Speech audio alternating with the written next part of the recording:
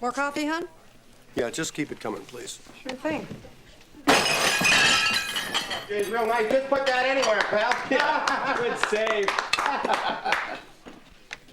Don't you worry about cholesterol, lung cancer, love handles? I don't worry about anything anymore. What makes you so special? Everybody worries about something. Well, that's exactly what makes me so special. I don't even have to floss.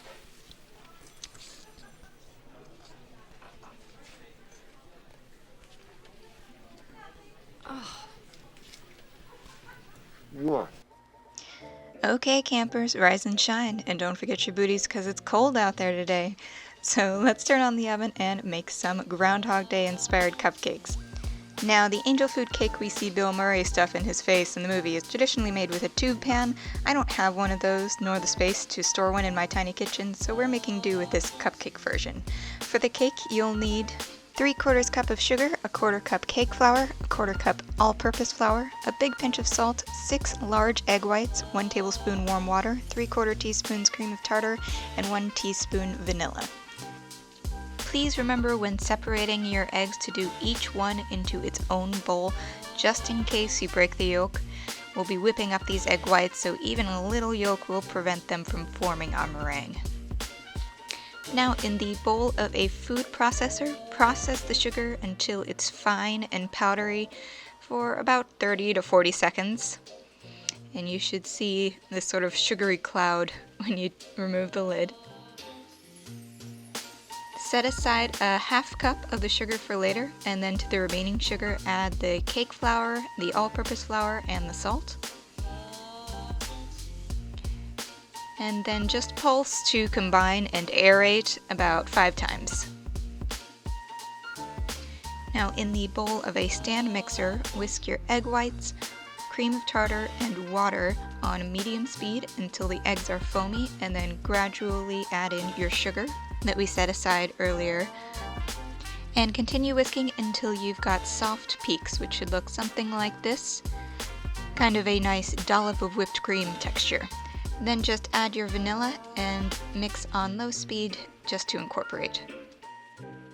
Then, using a sifter, add the flour mixture into the egg whites in batches and fold in until just combined.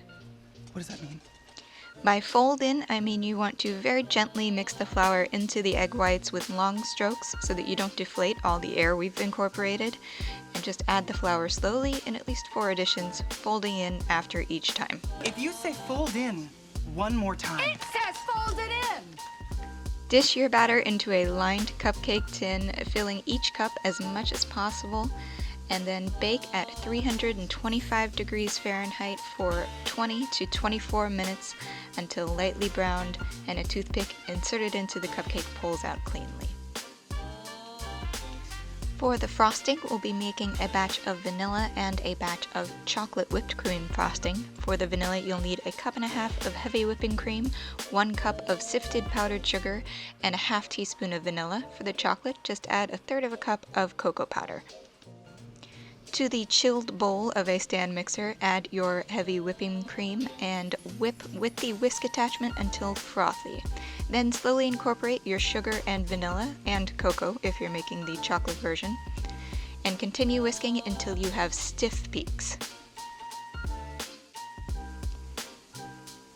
Remove all the chocolate frosting except for a 1/2 cup, and then add a few drops of black food coloring to that and mix to incorporate. Transfer all your frosting into piping bags without making a mess like I did here. And then it's time to frost our cupcakes.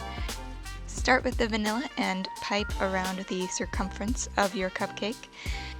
Then with the chocolate, do a big round circle in the middle for the groundhog's head and a couple little circles on the bottom like his little paws are peeking out from the snow. Use the vanilla again to pipe the eyes and teeth, and then use the black to pipe in the pupils and the nose between the eyes. Lastly, just pipe a couple more circles to give the groundhog cute round cheeks, and that's it.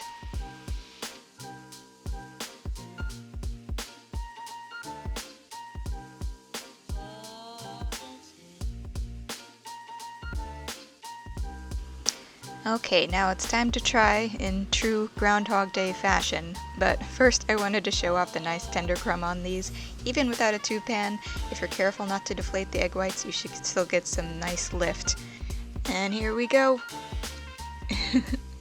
I honestly don't know how Bill Murray fit an even bigger piece of cake into his mouth, because this was plenty for me, but I will say it was very tasty. They're light as a cloud, kind of like the cake equivalent of cotton candy.